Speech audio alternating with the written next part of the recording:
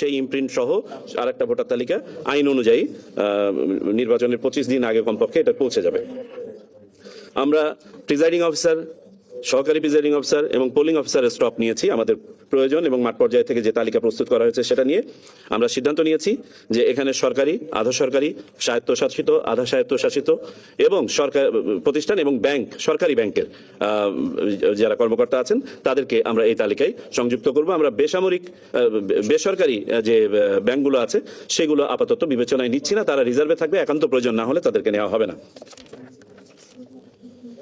নির্বাচন সামগ্রীর ব্যাপারে আলোচনা হয়েছে। আমরা সিদ্ধান্ত নিয়েছি নির্বাচন সামগ্রী আগের মতো আগের রাতেই সকল কেন্দ্রে পৌঁছে যাবে, ব্যালট পেপার সহ।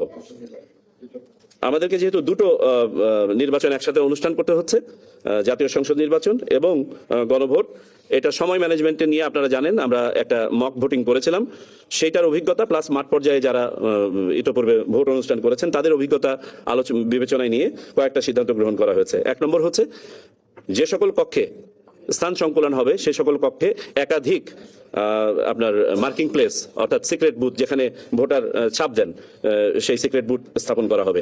যেখানে সিক্রেট বুথ আর বাড়ানোর জায়গা নাই সেখানে প্রয়োজনে একটা আলাদা বুথই করতে হবে। আমরা ভোটের সময় 1 ঘন্টা বাড়ানোর সিদ্ধান্ত নিয়েছি, সকালে আধা ঘন্টা এবং বিকেলে আধা ঘন্টা, অর্থাৎ এখন ভোট শুরু হবে সকাল 7:30টায় এবং চলবে বিকাল 4:30 পর্যন্ত। গণভোট সংক্রান্ত প্রচারণা, যেটার সাথে সরকার একটা ব্যাপক প্রোগ্রাম হাতে নিচ্ছেন, নির্বাচন কমিশন এতে সহযোগিতা করবে। তদুপরি গণভোটের প্রশ্নটা যাতে সহজে ভোটাররা আপনার কক্ষে প্রবেশের আগেই জেনে যান, এই জন্য প্রত্যেকটা কেন্দ্রে এই ব্যালটটা বড় আকারে ছাপিয়ে ভোটের লাইনের সামনে ঝুলানো থাকবে।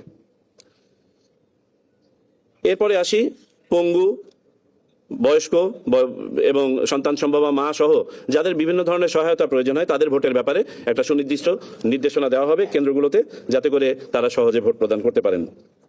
পোস্টাল ব্যালট ব্যবস্থাপনা নিয়ে দীর্ঘ আলোচনা হয়েছে, যেটা সম্বন্ধে আপনারা অবগত আছেন। আমি 2 দিন আপনাদের সাথে কথা বলেছি এই ব্যাপারে। আমি খুব যদি সংক্ষেপে বলি, আমাদের 2 ধরনের পোস্টাল ব্যালট আছে, দেশের ভিতর থেকে এবং দেশের বাইরে থেকে। দেশের বাইরের ব্যালটগুলো আমরা আগামী কালকে থেকে ছাপানোর কাজ শুরু করছি, আগামী পরশু দিন থেকে এটা বিদেশে প্রেরণের কাজ শুরু হবে। আর দেশের ভিতরের যে পোস্টাল ব্যালটগুলো আছে সেইগুলোর আমরা নিবন্ধন কাজ শুরু করব যেদিন তফসিল ঘোষণা হবে সেদিন থেকে, এবং চলবে 15 দিন ব্যাপী। অর্থাৎ যারা ভোট দিতে চান পোস্টাল ব্যালটের মাধ্যমে দেশের ভিতর থেকে, যে 3 ধরনের ভোটার যারা দিতে পারেন, তারা তফসিল ঘোষণার পর দিন থেকে শুরু করে মোট 15 দিন নিবন্ধন করতে পারবেন। এই নিবন্ধন সম্পন্ন হলে তাদের কাছে ইন কান্ট্রি পোস্টাল ভোটিং এর ব্যালট চলে যাবে। আমরা পর্যবেক্ষক এবং সাংবাদিকদের কার্যক্রম নিয়ে কথা বলেছি, তারা যেন নির্বিঘ্নে তাদের দায়িত্ব পালন করতে পারেন, যেসব সহায়তা দেওয়া প্রয়োজন সে ব্যাপারে পরিপত্র জারি করা হবে। আমরা বিশেষভাবে আলোচনা করেছি, কিছু রাজনৈতিক দলের কাছ থেকেও এই পয়েন্টটা এসেছিল যে নির্বাচন অনুষ্ঠানের সাথে যারা সম্পৃক্ত থাকেন তারা আগের রাতে যখন ওই কেন্দ্রে গিয়ে পৌঁছান তাদের প্রশাসনিক ব্যবস্থাপনা দুর্বল থাকে বিধায় তারা স্থানীয় অনেকের সহায়তা নিতে বাধ্য হন, এবং এই সহায়তা নেওয়ার ফলে অনেক সময় এখানে রাজনৈতিক প্রভাব কাজ করে থাকে এবং তারা পরের দিন নিরপেক্ষভাবে কাজ করতে পারেন না। আমরা দৃঢ়ভাবে নির্বাচন কমিশন থেকে এটা নিরুৎসাহিত করছি এবং বলে দেওয়া হচ্ছে কোনো ধরনের স্থানীয় সহায়তা তারা নেবেন না, তাদেরকে যথাযথভাবে বাজেটের মাধ্যমে কনসিডার করা হয়েছে, তারা তাদের যে প্রশাসনিক ব্যবস্থাপনা আছে সেটা চালিয়ে নিতে পারবেন। বাজেটের ব্যাপারে একটা দিক নির্দেশনা দেওয়া হয়েছে, চূড়ান্তকরণের ব্যাপারে ইতিমধ্যে যে বাজেট আমরা পেয়েছি এর অতিরিক্ত বাজেট পরিকল্পনা করে চাইতে বলা হয়েছে।